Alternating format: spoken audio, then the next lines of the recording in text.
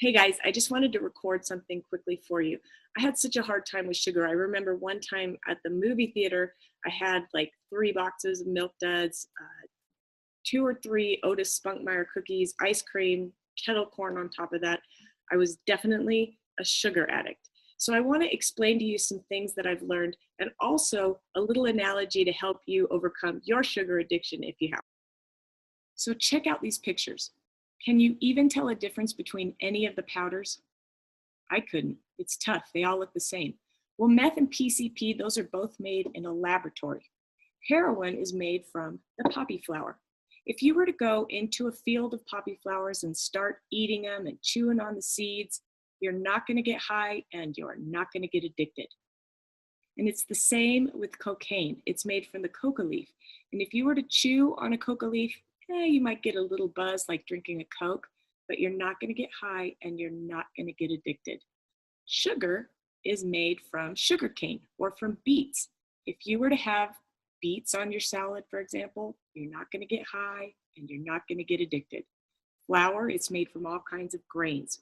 When you eat the grains, you don't get high and you don't get addicted.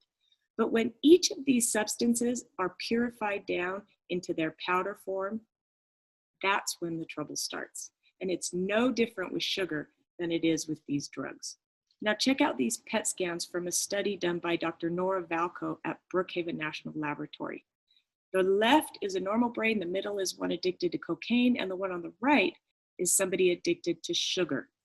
I'm not going to go into the scientific details except to say that the red in the normal brain shows dopamine receptors lighting up. Dopamine is the chemical released when our body gets excited. It's kind of like the party chemical of the brain. Notice how the sugar addicted brain and the cocaine addicted brain hardly have any red. That's because when we become addicted to something, we build up kind of a tolerance for it. No matter how much partying we do, we're never going to reach that original high. It's kind of like scratching an itch that can't be scratched.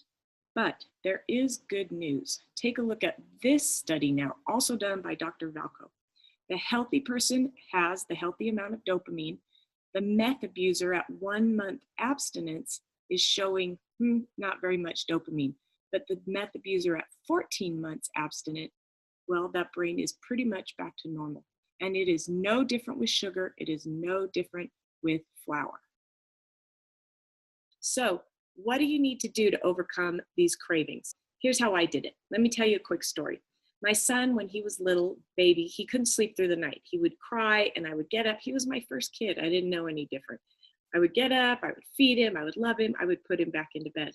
Well, then he started getting up twice a night and then 3 times a night. And every time I would feed him, I would love him, I would cuddle him, I would put him back into bed until finally the doctor said, stop it. You got to let him scream, let him cry, and eventually he'll stop and he'll be sleeping through the night. So that's what I did. It was rough. The first night, really rough. Second night, still pretty rough. But eventually the screaming stopped and he started sleeping through the night.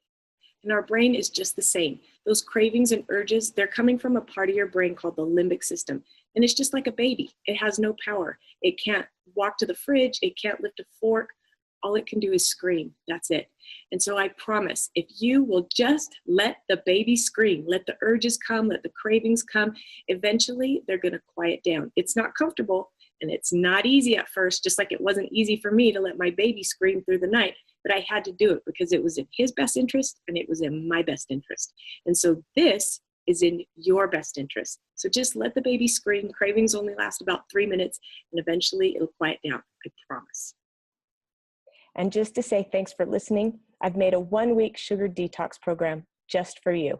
Go to www.wendyhendry.com/detox.